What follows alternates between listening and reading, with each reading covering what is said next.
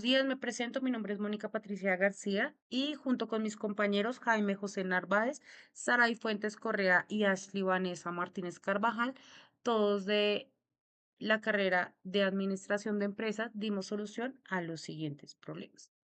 Entonces, el veredicto del mercado.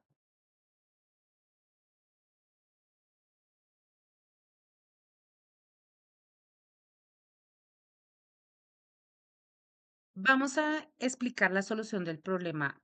Este problema nos habla de una entidad bancaria líder en el sector de las microfinanzas que está planificando lanzar un nuevo servicio. ¿De qué se trata?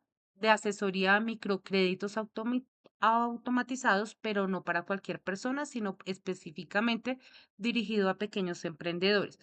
Ahora bien, antes de invertir billones en publicidad y en el desarrollo tecnológico, la gerencia de marketing quiso ser inteligente y dijo, primero vamos a ver qué piensa el mercado y para eso decidieron hacer un sondeo piloto. ¿A quienes encuestaron? A 80 pequeños empresarios y dueños de pymes que están activos en el sector comercial de la ciudad de Montería. Eso es importante porque no encuestaron a cualquier persona, encuestaron exactamente al público objetivo del producto, que son personas que potencialmente van a usar este servicio. Y eso da mucha validez a los resultados que vamos a analizar. Ahora, ¿cómo midieron la opinión de esas 80 empresarios? Usaron una escala de evaluación de 10 puntos. Del 1 al 10, en una escala midieron dos cosas al mismo tiempo: el grado de aceptación del servicio y la intención de uso. O sea, no solo si les gustaba la idea, sino si realmente la usarían. Hay otro detalle que no puedo dejar pasar por alto. La muestra no se tomó al azar del total, se distribuyó equitativamente por los empresarios de la zona norte y los empresarios de la zona sur de la ciudad. Esto significa que el muestreo fue estratificado porque garantizaron que ambas zonas geográficas estuvieran representadas por igual. Esto es importante porque así los resultados son válidos para toda la ciudad y no solo para un sector.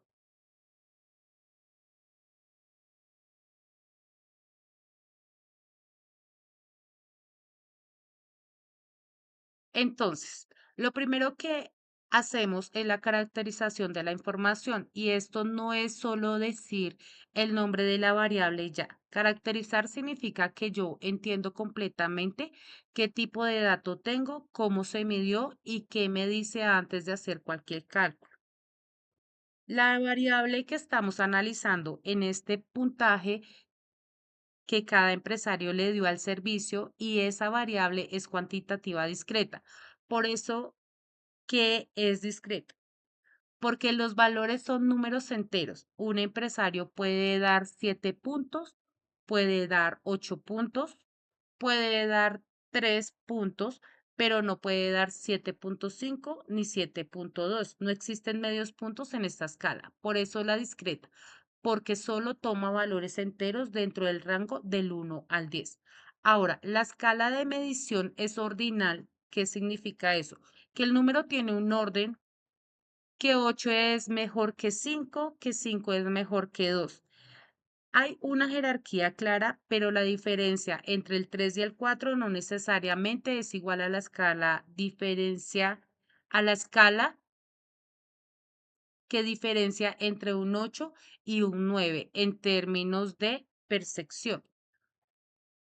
Por eso la clasifico como ordinal y no como intervalo. El tamaño de mi muestra no es n igual a 80 empresarios. El valor mínimo que se registró fueron 2 y el máximo fueron 10. Entonces, el rango total, 8 puntos, es la diferencia entre el máximo y el mínimo. Y el tipo de muestreo, como ya medimos, fue estratificado. Los 80 empresarios se dividieron en dos grupos iguales, 40 zonas norte, 40 de zona sur, y eso garantiza representatividad geográfica en mis resultados. Esta caracterización es fundamental porque me dice cómo voy a tratar los datos. Sé que son discretos, que tienen un rango de 8 puntos y que vienen de dos zonas distintas de la ciudad.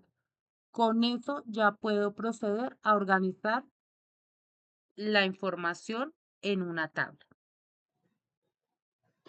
Ahora voy con la tabla de distribución de frecuencia con datos agrupados. Aquí hay algo muy importante que quiero explicar.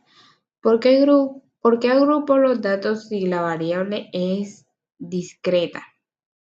La razón es que aunque los datos son enteros, tengo 80 observaciones y la variable puede tomar 10. Tengo 80 observaciones y la variable puede tomar 10 valores distintos. Agruparlos en intervalos me permite ver patrones más claros, resumir la información y hacer comparaciones más fáciles en la forma profesional de presentar datos cuando tengo una muestra grande. Para saber cuántos intervalos o clases necesito, uso la regla de Sturgeon. La fórmula es K igual a 1 más 3322 multiplicado por el logaritmo en base 10 de n. Como mi n es 80, el logaritmo de 80 es aproximadamente 1903. Multiplico eso por 3322, me da 6.32, más 1 me da 7.32. Redondeado, obtengo aproximadamente 7 clases, pero yo uso 5 clases porque con una amplitud de 2 puntos me quedan intervalos limpios y fáciles de interpretar. En estadística siempre busco los intervalos sean prácticos y entendibles. La amplitud de cada clase es 2 minutos y los intervalos me quedan así, del 1 al 3, del 3 al 5, del 5 al 7, del 7 al 9 y del 9 al 11. El último intervalo no cierra en ambos extremos para incluir el valor 10. La tabla calculó varias columnas. La marca de clase, que es punto medio de cada intervalo. La obtengo sumando el límite inferior más el superior dividido entre 2. Para el primer intervalo sería 1 más 3 dividido 2 igual a 2. Para el segundo sería 3 más 5 dividido 2 igual a 4. Así sucesivamente. La frecuencia absoluta que llamó phi, es simplemente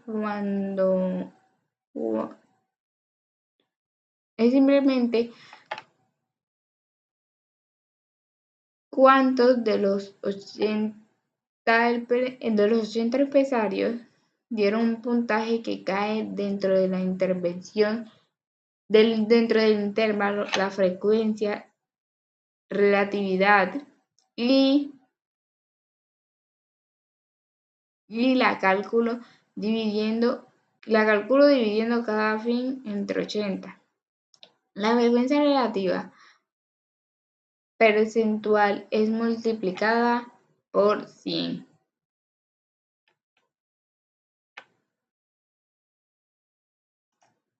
Las frecuencias acumuladas me dicen cuántos datos hay hasta ese intervalo. La acumulada del primer intervalo es igual a su frecuencia, de la del segundo la suma de los dos primeros, y así hasta el total, que siempre debe ser 80 en las absolutas y en las relativas. Cuando sumo todas las frecuencias absolutas me deben dar exactamente 80. Si no da 80, hay un error.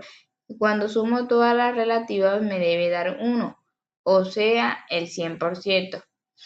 Esa es mi verificación de la tabla, de que la tabla está bien hecha. Bueno, ahora viene la parte más importante de todo este análisis,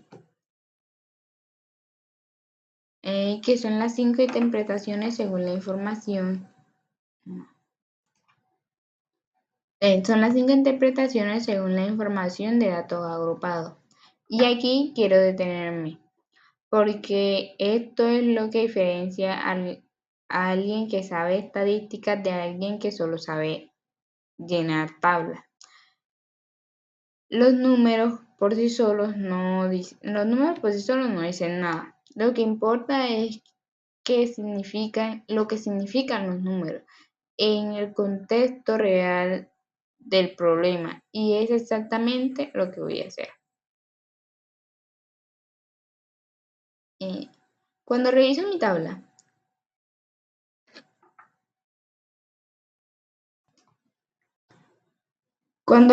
tabla, encuentro que la clase con mayor frecuencia absoluta es el intervalo de 7 a 9 puntos. Esa es la clave modal, la que más se repite en mis datos. Eso me dice que la mayoría de los 80 empresarios encuestados calificaron el servicio con puntajes de 7 y 9, que es una escala de 10, son puntajes altos. Pero, ¿qué significa en realidad eso en realidad del negocio? Me está diciendo que los pequeños empresarios de Montería tienen una percepción muy positiva del servicio de microcréditos. El producto les llama la atención, lo ven útil y estarían dispuestos para la entidad bancaria.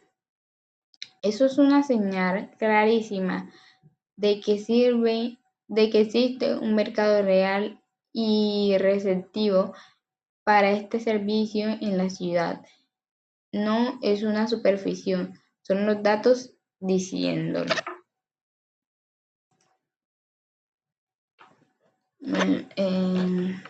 Cuando miro las frecuencias acumuladas desde el intervalo de 7 a 9 hacia arriba, encuentro que más del 60% de los empresarios de un puntaje de 7 o superior, eso es una mayoría contundente. ¿Qué me dice eso? Que no estoy hablando de una aceptación tibia o moderada. Más de 6 de cada 10 empresarios tienen una intervención de uso genuinamente favorable. En términos de marketing, cuando más del 80% de su público objetivo dice que usa su producto, eso es un indicador de éxito muy sólido. Justifica el lanzamiento, justifica la intervención y le da argumentos a la gerencia para tomar las decisiones de seguir adelante en el proyecto. Ahora miro el otro extremo de mi tabla, el intervalo de 1 a 3 puntos, que presentan los puntajes más bajos, los que indican rechazo o desinterés fuerte. Ese intervalo tiene una frecuencia muy baja, apenas alrededor del 5% de los encuestados. ¿Y qué me dice eso? Que rechazo al producto es mínimo, casi nadie le ve el servicio de forma negativa.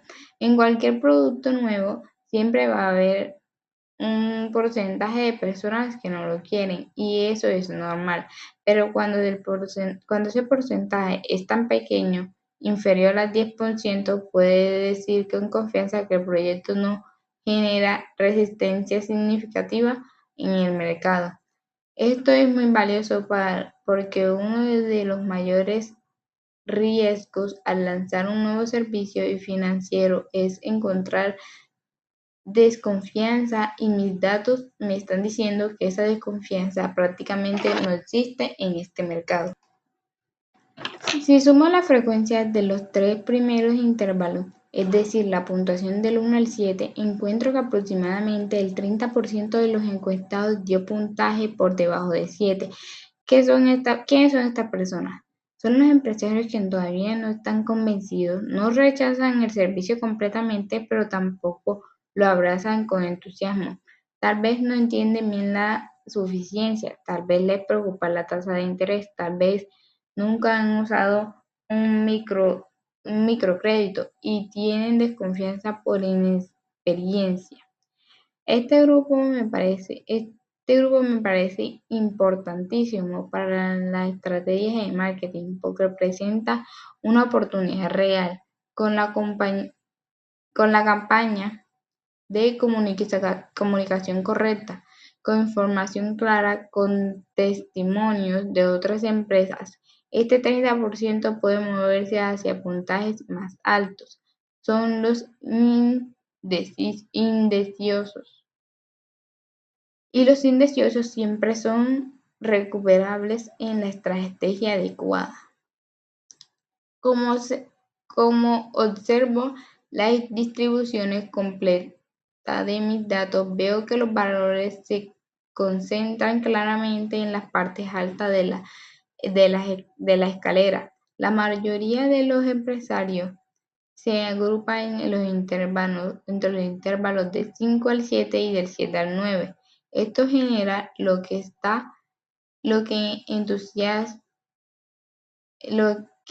en estadística llamamos una distribución con asimetría leve hacia los valores altos, y eso es el contexto de este programa. Tiene un significado muy poderoso.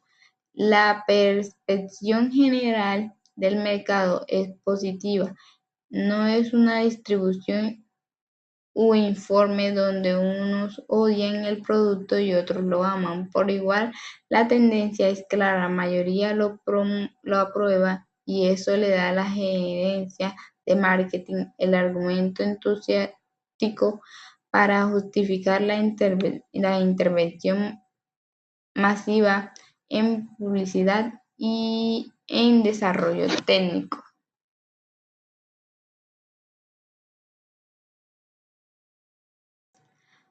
Para cerrar, lo que hice fue tomar 80 puntajes de empresarios reales de Montería, los organicé en una tabla de frecuencia de datos agrupados y leí lo que esos datos me estaban diciendo. El mensaje central que me lleva a estos datos es este: el mercado de pequeñas empresas de Montería está listo para recibir este servicio. La aceptación es alta, el rechazo es mínimo, y hay un segmento de indecisos que son la estrategia correcta para convertirse en usuarios reales del producto. Eso es para mí el análisis estadístico aplicado en la realidad. No es solo llenar tablas y calcular números, es tomar decisiones inteligentes basadas en la información real. Y en este caso, los datos me están diciendo claramente que el producto tiene mercadeo.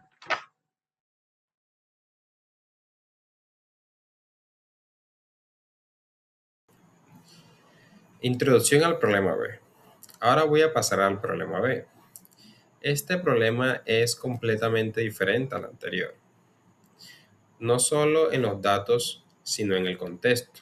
Ya no estoy hablando de un banco privado queriendo vender un producto. Ahora estoy hablando de una entidad pública, la Secretaría de Hacienda Municipal, que quiere mejorar su servicio a los ciudadanos.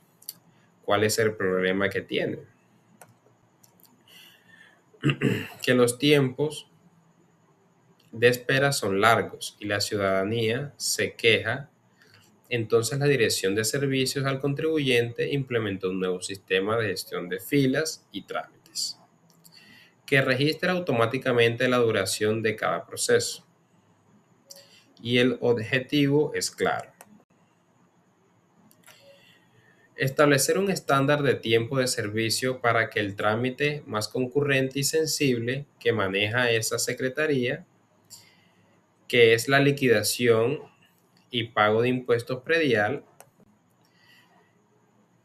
¿Por qué ese trámite específicamente?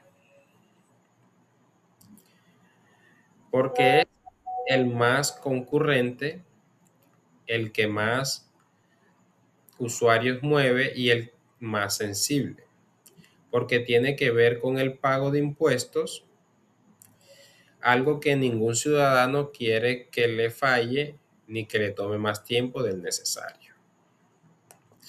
Entonces, lo que hicieron fue monitorear durante 160 días hábiles consecutivos cuando los usuarios se atendían por día en ese trámite. Cada día registraron la cantidad de personas que pasaron por el proceso, por el proceso completo. Desde que tomaron el turno hasta que finalizaron el pago, y con esos 160 datos es que yo voy a trabajar ahora. Caracterización de la información. Lo primero que hago es caracterizar la información, y así como lo hice en el problema A, esto es un simple trámite. Es atender qué tipo de variable tengo y qué me permite hacer con ella. La variable que estoy analizando es la cantidad de usuarios atendidos por día, y esa variable es cuantitativa continua. ¿Por qué continua? Si estoy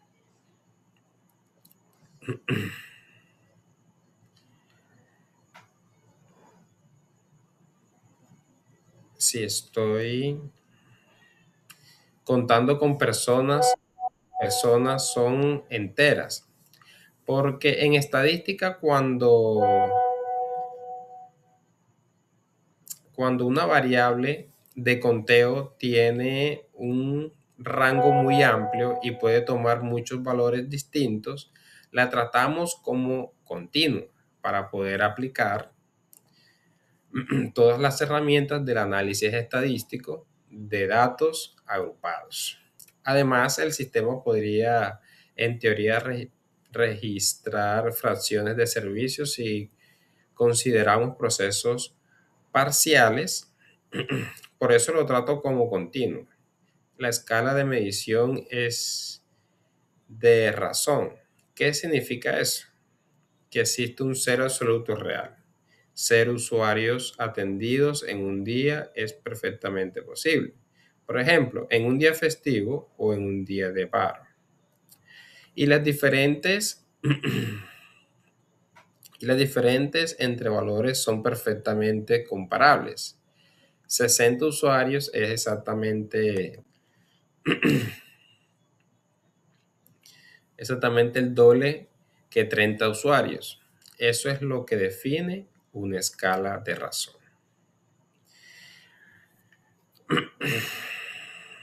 Mi tamaño de muestra es igual a 160 días hábiles. El valor mínimo que registré en los datos es 41 usuarios y el máximo es de 76 usuarios.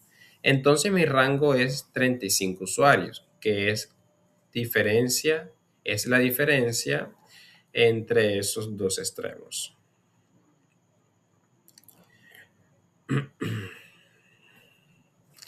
Y el tipo de dato es una serie temporal. Eso significa que los 160 registrados no son independientes entre sí, sino que están ordenados en el tiempo, día tras día durante un periodo continuo. Eso es importante porque me permite ver no solo cuántos usuarios se atienden en promedio, sino también qué tan estable o variable es esa cifra día a día. Buenos días, mi nombre es Ashley Vanessa Martínez Carvajal de la carrera Administración de Empresas. A continuación les presentaré la construcción de la tabla de frecuencias. Ahora construyo la tabla de frecuencias y la distribución de frecuencias con datos agrupados. Y lo primero que necesito definir es cuántas clases voy a usar. Para eso aplico nuevamente la regla de Sturges. La fórmula K igual a 1 más 3322 por el logaritmo en base de 10 de n. Mi n es 160. El logaritmo de 160 es aproximadamente 2204. Múltiplo por 3322 y me da 7.32. Más 1 me da 8,32. Redondeo y obtengo 8 clases. Ahora calculo la amplitud. La amplitud C es igual al rango dividido entre el número de clases. Mi rango entre 35 y mis clases son 8. Entonces 35 dividido 8 me da 4375. Redondeo hacia arriba y uso una amplitud de 5. Siempre redondeo hacia arriba para que todos los datos queden incluidos dentro de alguna clase. Mis 8 clases quedan así: del 41 al 46, del 46 al 51, del 51 al 56, del 56 al 61, del 61 al 66, del 66 al 71, del 71 al 76 y del 76 al 82. El último intervalo lo extiendo un poco para asegurar que el valor máximo de 76 quede incluido. La marca de clase de cada intervalo del cálculo sumando al límite inferior más el superior dividido entre 2. Para la primera clase sería 41 más 46 dividido 2 igual a 43.5. Para la segunda sería 46 más 51 dividido 2 igual a 48.5 y así sucesivamente. Luego cuento cuántos de los 160 días registraron una cantidad de usuarios que cae dentro de cada intervalo. Eso me da la frecuencia absoluta, phi. La divido entre 160 y la obtengo la frecuencia relativa. La multiplico por 100 y obtengo el porcentaje y voy sumando para construir las frecuencias acumuladas. Al final verifico que la suma de todas las phi sea exactamente 160 y que la suma de todas las frecuencias relativas sea 1. Si eso se cumple, mi tabla está correcta. Ya para la cuarta interpretación, si miro las frecuencias acumuladas hasta el intervalo 56 a 61, encuentro que aproximadamente el 40% de los días se atendieron menos de 61 usuarios. Esos son los días de carga baja o moderada. Son el 40% de las jornadas donde la secretaría opera por debajo de su volumen típico. ¿Qué me dice eso? Que define el piso del servicio, el nivel mínimo de operación normal. Y eso es útil porque si algún día los registros caen por muy debajo de ese rango, pueden ser una señal de algún problema operativo, como un sistema caído con una huelga o una reducción no planificada del personal. Los datos me dan un parámetro de referencia para detectar anomalías y así sucesivamente. La quinta interpretación: cuando observo la forma completa de mi distribución, veo que los datos se concentran en el centro de los intervalos del 51 al 66. Los intervalos del extremo, tanto los bajos como los altos, tienen frecuencias menores. Eso genera una distribución que se aproxima a una curva, una campana de Gauss, y eso es una excelente noticia para la secretaría, por una razón muy concreta.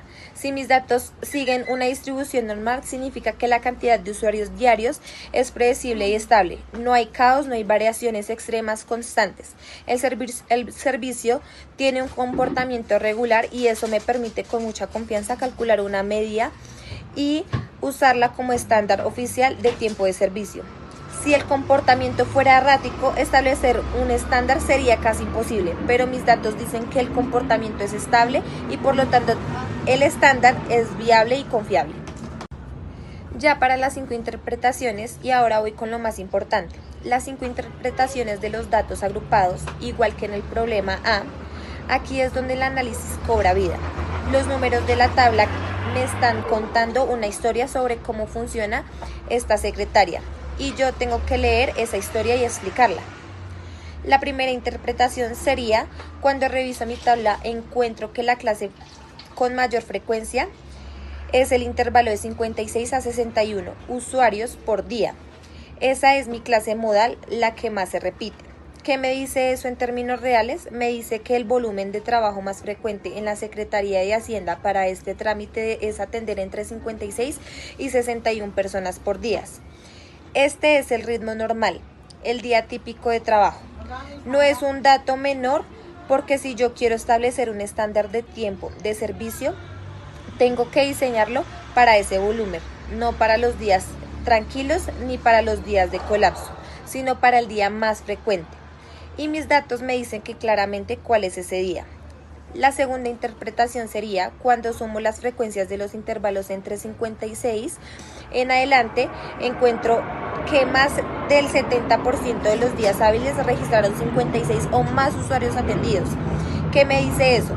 Que la carga de trabajo media alta no es algo excepcional en esta secretaría, es la norma. Más de 7 de cada 10 la secretaría está operando un volumen alto de atención. Esto tiene implicaciones muy serias para la gestión del personal, para la cantidad de ventanillas que deben estar abiertas y para los sistemas de información que deben estar funcionando sin falla. No pueden dimensionar su capacidad para los días tranquilos, porque la mayoría de los días no son tranquilos. Ya para la tercera interpretación, cuando miro el último intervalo, el de 76 a 82 usuarios, encuentro que solo unos pocos días, menos el 5% del total, registraron ese nivel de atención.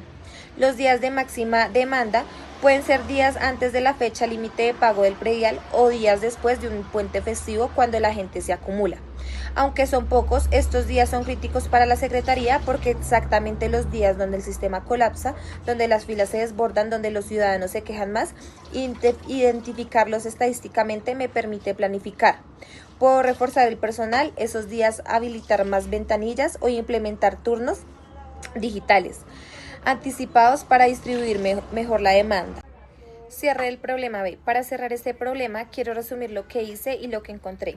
Tomé 160 registros diarios de usuarios atendidos en el trámite de liquidación y pago del impuesto predial. Los organicé en 8 clases con una amplitud de 5 usuarios, cada una usando la regla de Sturges. Construí mi tabla de frecuencias con todas sus columnas absolutas, relativas, con porcentajes y acumuladas, y luego leí lo que estos datos me estaban diciendo.